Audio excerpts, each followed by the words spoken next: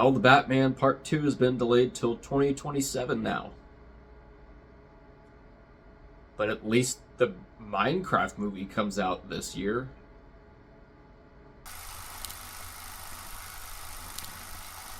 Happy New Year, everybody, and welcome back to the channel. It's 2025, and we have a whole new slate of movies. So today I am talking about my most anticipated of this year. So you guys might have seen I did a poll on Instagram about whether I should do these lists as Instagram posts and slideshows and save room for other videos, or if I should just do these as full videos.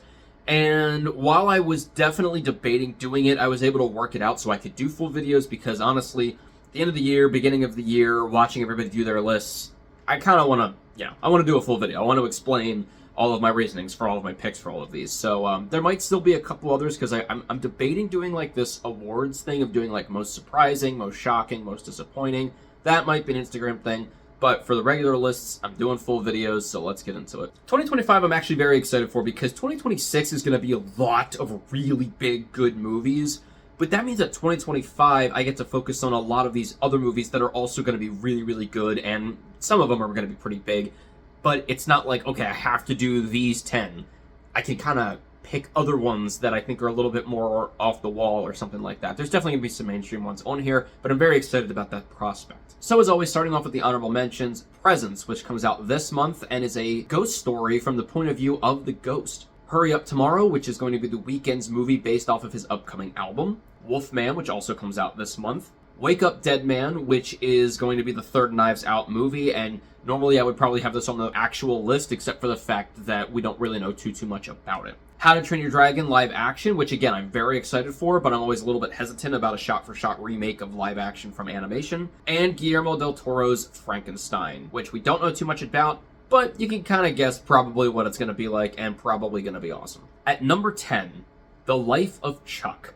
This one I did not remember was even coming out this year until I was looking at a list, but this is actually going to be Mike Flanagan's new movie. He hasn't done one in a while. I think the last full movie he did was Dr. Sleep, and that was a long time ago. So I'm very excited to see, because he's been doing a lot of these TV shows, and I'm really excited to see what he can do with a full movie again. The fact that he's got a full, huge cast, like, you can tell him Flanagan's like, I'm doing a Nolan on this one. He's got a lot of people, both from his TV shows and just in general. He's got all these big actors in this. Tom Hiddleston is going to be leading it, and of course, because it's Mike Flanagan, it's going to involve a haunted house. But it is about this guy's whole life told in reverse, and I don't know why. I feel like I'm going to be getting Beau is Afraid vibes from this, but like not like the weird part of it, just like story-wise. But I think it has the chance to be kind of artsy, and I'm really excited for that. At number 9, Mickey 17. Now this was supposed to come out last year, and then it got pushed, like all movies do anymore, but this is Bong Joon-ho's new movie, and again, we haven't gotten something from him since like 5 or 6 years ago. So I'm really, really excited for this one, because not only is it Bong Joon-ho, and he was like incredible with doing Parasite, Snowpiercer, everything like that, but this seems to be like a different vibe for him, because he's doing more of a comedy. I mean, there's still going to be like, obviously probably dramatic moments, and it's a really serious topic because this guy keeps dying, but he's doing it in a funny way, and I think that's going to be really interesting to see how he pulls off humor. And from the trailer, it already looks like it's going to be really good, really tongue-in-cheek. And the fact that Robert Pattinson, known for doing all of these insanely weird voices, has probably the weirdest voice I've ever heard him do in a movie up till this point. I saw the trailer and I was like, there's no way that that's him hearing the voice. And then I saw him speaking and I was like, this man is a chameleon. I wouldn't be surprised if you're thinking at this point. At number 8, The Bride.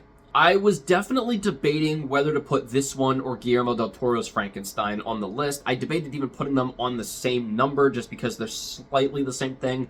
But Guillermo del Toro's Frankenstein, again, we don't know too much about, and you kind of know what that's probably going to be, and I'm very excited for it. But this one intrigues me more because of its take. Obviously, it's not just Frankenstein, but Frankenstein's Bride, and the fact that it takes place in 1930s Chicago. And the summary basically talks about how the bride herself will incite police attention, romance, and social change. This basically seems like a gangster movie for Frankenstein. And that is a very cool prospect to me. And it definitely seems like what Joker and Harley Quinn should have been in Joker Folie à Deux. Like, just from this shot alone, it seems like not only is it going to be better, but it's going to be more accurate to what that should have been and what we should have gotten last year. Plus the fact that apparently it's going to be a musical. So I seriously think that Maggie Gyllenhaal was like, you know what? I can do better. Now, getting a bit more into the mainstream for number 7 and 6 are 2 of the 3 Marvel movies coming out this year. And while I am definitely excited for both of them, there's one that I'm a little bit more excited about just because of its premise. So at number 7 is Captain America: New World Order. The trailer for this actually makes it look very, very cool. Like, it's gonna be probably the spiritual sequel to Winter Soldier. It seemed like they were going for an absolute cold, gritty espionage type movie, and I'm very excited for that. But of course, also, we're gonna get Red Hulk and Harrison Ford, both of which I love. So it's kind of cool because I'm interested to see what they're going to do now, having been, 2 phases removed from the last Captain America movie and having a new Captain America. I'm really excited to see what they're going to do with it and see if they go back to that Winter Soldier kind of very grounded, very gritty, dark movie about war and the inside intelligence of war. I'm really excited to see what they do with that, considering we've had a lot of crazy off-the-wall Marvel movies lately. And so at number 6, I'm excited for the Thunderbolts. And the reason I'm more excited for it is just because it definitely seems way more fun. Again, I'm very excited for a very grounded movie, but this does seem very fun. So it edges just a little bit above Captain America. And I think it's going to be a really cool idea to have kind of these ancillary characters that we've been setting up who all kind of suck in their own way for the most part, or at least are sort of misfits, and putting them together. My brother does not like that idea. He thinks it's like when you take like a little bit of everything from a buffet and put it together and try to make it a meal, even though there's no real food, it's just a lot of sides. I get that. I also think it's a really fun way to wrap up a lot of things that we've been setting up in the MCU. And maybe it all wasn't intentional, that these would be kind of just like side characters we forgot about. But I think this is a really good way to wrap it up, and it looks very fun. It looks like, like your Guardians and your Suicide Squad, but instead of it being like they're actually pretty capable, it seems like they're going to be bumbling around a lot, which seems like a really fun idea. At number 5, 28 Years Later. I finally saw a couple years ago 28 Days and 28 Weeks Later, and I loved both of them because, like, they're zombie movies, but they're not. It's just like a plague, basically. It's sickness. And that has to be, in the realm of sickness and zombie movies, one of the scariest ones because these zombies aren't slow, they're fast as shit, and they are terrifying. I am very excited to see what they do with this upcoming, it's going to be a trilogy, but I'm just focused on the first one for now, with how it is years later. Because, all right, 28 days later, that's not a huge gap of time. Even 28 weeks is not a huge gap of time, but it was able to advance so quickly in those 28 weeks. 28 years? I mean, we skipped 28 months. Years? That's a lot of change right there. And just from the first image that we've seen, it already looks pretty devastating. So I'm really hyped to see what they do with this. They do a really good job of making it a very quiet but terrifying zombie plague movie. So I think it's going to be really good. At number 4, The Monkey. I think this is my dark horse of the list because not only is it one that's like a little bit smaller and people probably don't know about it as much, it's not super mainstream, it's also super high up on my list. Now, I will say the trailer is doing some heavy lifting for my hype for this movie. I probably wouldn't have even known about it or given a crap about it if I didn't have that trailer in front of me, and the fact that Osgood Perkins is doing it when he just did Longlegs last year. And after Longlegs, I'm on the Osgood Perkins train. But what really sold it for me was this trailer. I am a nerd for trailers that have great music and put the beats of the trailer to the music.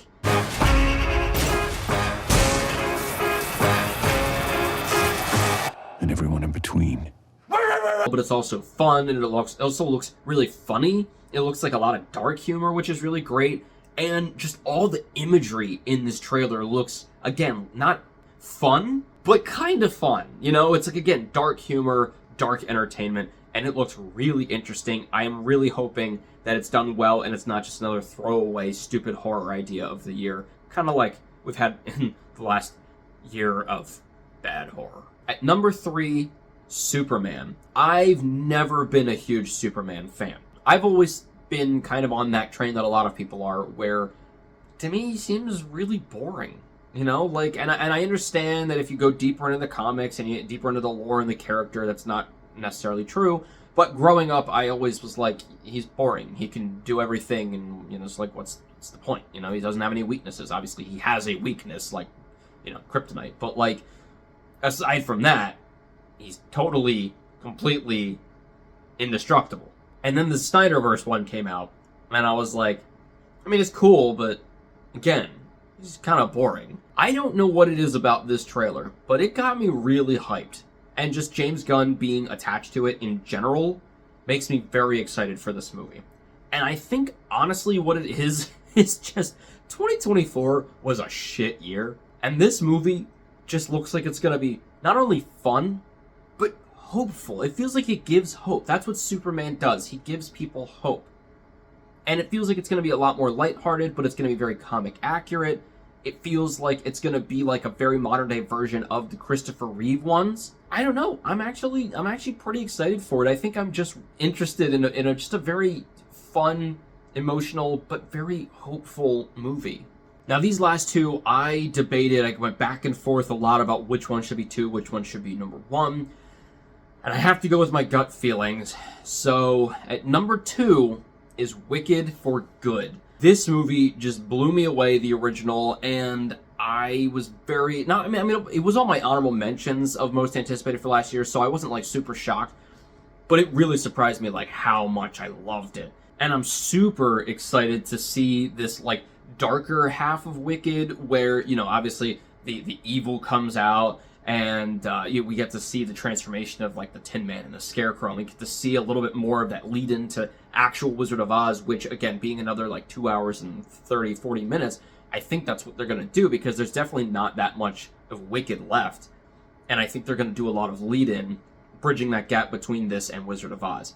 Very, very excited for all of that. The problem is, there was one ginormous thing about the first half that had the luxury of having that the second half doesn't have, that I was very excited for, which obviously was Defying Gravity.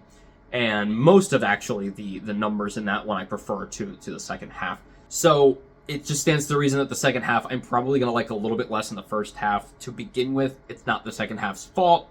It's just how it is. But I'm still really very excited to see how they execute all of this. It seems like story-wise, it's going to be a little bit darker, and it's going to be very, very cool. So I am super hyped to see where this goes, because the first one blew me away. Cinematography, acting, everything, just the entire production was awesome. But at number 1, the one that in my gut I think I am the most excited for of this year is Fantastic Four: The First Steps. I don't want to be that person that just continually puts a Marvel movie at number 1, because I did that last year. I've done that. Did I do that with No Way Home? No, I don't think I did that with No Way Home, but it was number 2. But I am very excited for this one, because I think that we are all just craving for an actual good Fantastic Four movie. Not that I've ever been a super big fan of the Fantastic Four, and that I've done a lot with them, but that's probably because they never had a really good movie for me to get attached to. It's always been either the originals, which are a little cheesy, or that next one, which is so much worse.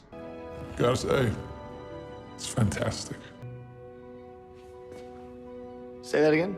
I've contained my rage for as long as possible. But I've always thought that the Fantastic Four were pretty cool. They were a really, like, unique team that we haven't really seen a whole lot of, and it has an incredible cast attached to it. You know, Joseph Quinn, Pedro Pascal, Vanessa Kirby, Ebon Moss Backrack?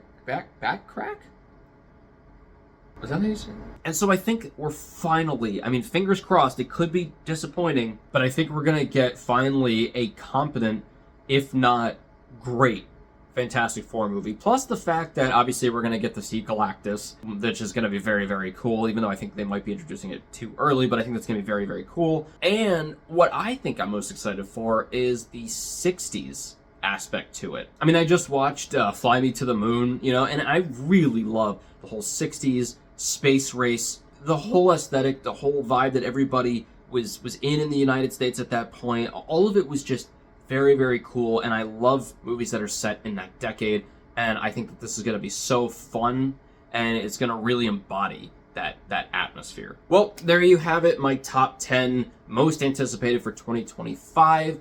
Please let me know in the comments below what you are most excited for, because there's a lot of good movies coming out this year. A lot of smaller ones, and obviously with every year, we always get ones that are announced halfway through that we had no idea were even coming out. And as we get more information on some of these, it might switch around. I might be more excited for one than the other.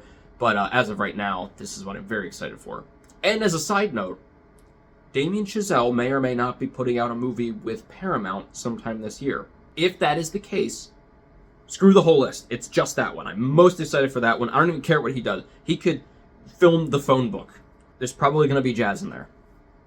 I will be excited, and I will be in that theater. And as always, keep your hopes high, your stress low, and have a great year. I'll see you guys later.